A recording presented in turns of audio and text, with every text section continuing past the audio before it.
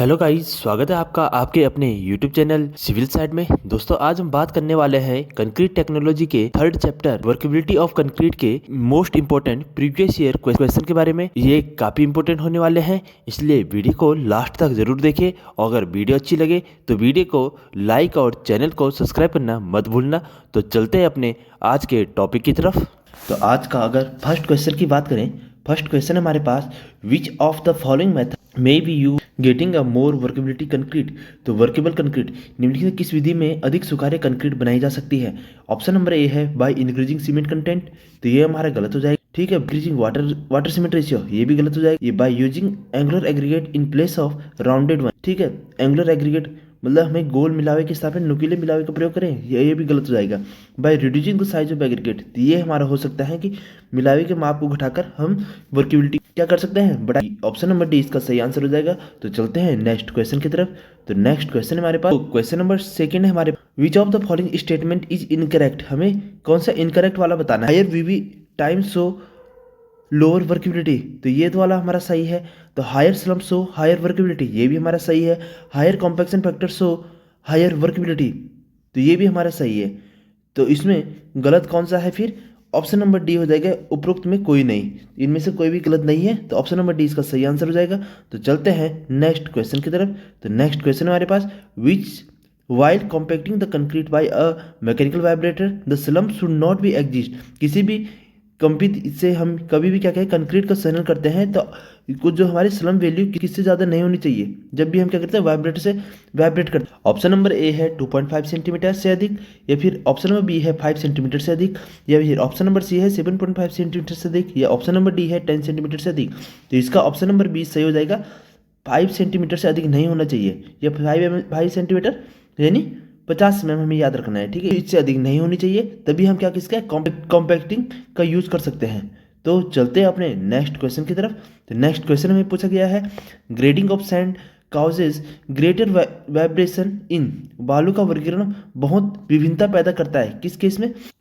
जब भी वेरिएशन की अगर हम बात करेंगे, तो इसमें ऑप्शन नंबर ए दे रखा है कि workability of concrete, strength of concrete, durability of concrete, या ऑल द अबव। तो ऑल द अबव इसका सही आंसर हो जाएगा। ग्रेडिंग ऑफ सैंड किसके कारण होते हैं, किसके कारण वेरिएशन दिखाती है, वर्केबिलिटी में भी वेरिएशन दिखाती है, स्ट्रेंथ में भी और ड्यूरेबिलिटी में भी। ठीक है, तो ये ऑप्शन नंबर डी इसका सही आंसर हो जाएगा। तो चलते हैं अपने नेक्स्ट क्वेश्चन की तरफ। नेक्स्ट क्वेश्चन हमारे पास, the higher strength of rapid hardening cement is due to. शीघ्र कठोर होने वाली सीमेंट शीघ्र उच्च प्रबलता किस कारण से होती है, इंक्रीजिंग कंटेंट ऑफ जिप्सम, या फिर बर्निंग ऑफ हाई टेम्परेचर, या फिर ऑप्शन नंबर सी है इंक्रीजिंग कंटेंट ऑफ सीमेंट, या फिर higher content of tri calcium silicate. तो इसका ऑप्शन नंबर डी सही आंसर हो जाएगा। Higher content of tri calcium silicate के कारण क्या होती है, early high strength rapid hardening cement प्राप्त करती है। चलते हैं नेक्स्ट क्वेश्चन की तरफ। तो नेक्स्ट क्वेश्चन हमारे पास कि an aggregate is said to be flaky. Flaky हम कब कहते हैं, लीस्ट डायमेंशन इज लेस, इसकी बीमा कितनी होती है। तो मिलावे की न्यूनतम बीमा हमें बतानी है, जिसे अब जब उसे क्या कहते हैं, सल्की कहते हैं। तो किस केस में से सल्की कहते हैं, तो ऑप्शन नंबर है 2/3 ऑफ मेन डायमेंशन, या फिर 1/2 ऑफ द मेन डायमेंशन, या फिर 3/5 ऑफ द मेन डायमेंशन। तो ऑप्शन नंबर सी इसका सही हो जाएगा, 3/5 ऑफ मेन डायमेंशन हो जाता है। तो फ्लैंकी हमें याद रखना है। ठीक है, 3/5 ऑफ मेन डायमेंशन जितनी होती है उसका 3/5 होना चाहिए। तो चलते हैं अपने नेक्स्ट क्वेश्चन की तरफ। Next, workability of concrete is directly proportional to. Concrete की स्वीकार्यता किसके समानुपाती होती है, time of transit, water cement ratio, grading of aggregate, strength of concrete and aggregate cement ratio. तो इसमें अगर हम ऑप्शन की बात करें, वाटर सीमेंट रेशियो का तो डायरेक्टली प्रोपोर्शनल होता है।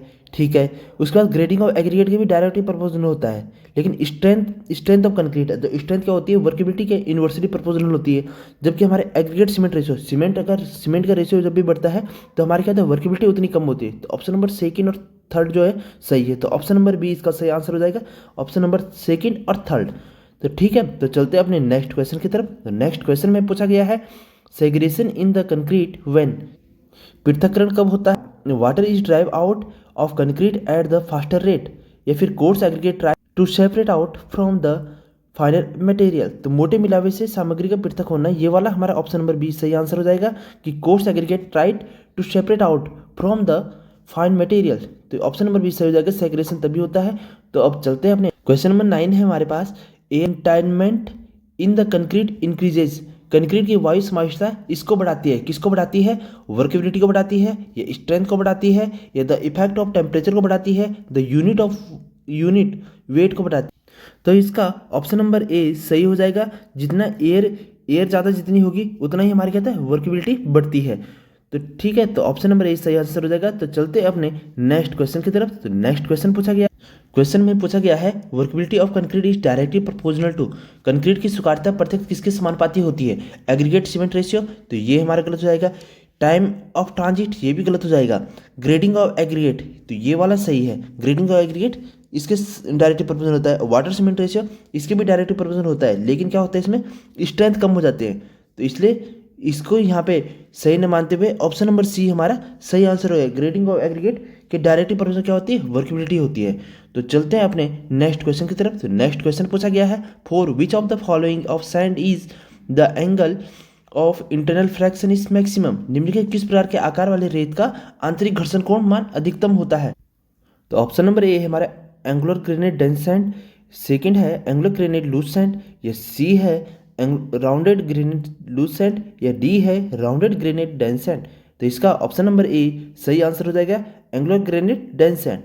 तो चलते हैं अपने नेक्स्ट क्वेश्चन की तरफ। तो नेक्स्ट क्वेश्चन हमारे पास slump test for concrete is carried out to determine, तो स्लम्प टेस्ट किसके लिए किया जाता है, तो स्लम्प टेस्ट हमारे कैसे वर्केबिलिटी के लिए किया जाता है। ऑप्शन नंबर सी इसका सही आंसर हो जाएगा। तो चलते हैं अपने नेक्स्ट क्वेश्चन की तरफ। तो नेक्स्ट क्वेश्चन में पूछा गया है a slump cone is used primary to provide to indicate of which of the following concrete, concrete के निम्नलिखित से कौन से गुणधर्म के बारे में संकेत प्रदान करने के लिए मुख्य रूप से एक स्लम्प कोन का प्रयोग किया जाता है। ऑप्शन नंबर ए है durability and finishing, option number B है air entrainment and chemical resistance, option number C है स्ट्रेंथ एंड वर्केबिलिटी। तो स्ट्रेंथ एंड वर्केबिलिटी हमारा सही आंसर हो जाएगा।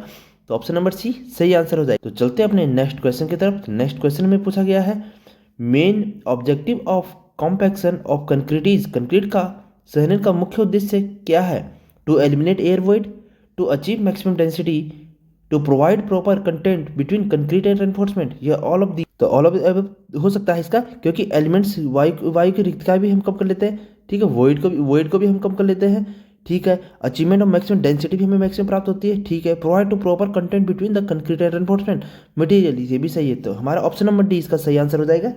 ठीक है, तो चलते हैं अपने नेक्स्ट क्वेश्चन के। नेक्स्ट और फाइनल क्वेश्चन है आज का हमारा कि द टॉप डायमीटर और bottom diameter and the height of a steel mould used for slump test are. अफादन परीक्षण का प्रयोग जब भी हम करते हैं तो इस्पात के सांचे का शीर्ष व्यास, तल व्यास और उसकी ऊंचाई बतानी है। अगर हम स्लम्प कोन की बात करें तो स्लम्प कोन का साइज कैसे होता है, टॉप से कितना होता है, टॉप से होता है 10 सेंटीमीटर, बॉटम से कितना होता है 20 सेंटीमीटर, और अगर हाइट की बात करते हैं कितनी होती है 30 सेंटीमीटर। तो हमें याद रखना है 10, 20 और 30। तो ऑप्शन नंबर ए हमारा सही हो जाएगा। टॉप का व्यास 10 सेंटीमीटर, तली का व्यास 20 सेंटीमीटर, और अगर इसकी हाइट पूछा जाए तो 30 सेंटीमीटर हो जाएगा। तो ऑप्शन नंबर ए सही आंसर है। तो ये थे आज के हमारे टॉप 15 क्वेश्चन। तो अगर वीडियो अच्छी लगी हो तो वीडियो को लाइक और चैनल को सब्सक्राइब करना मत भूलना। तो मिलते हैं अपने नेक्स्ट वीडियो में। Thank you.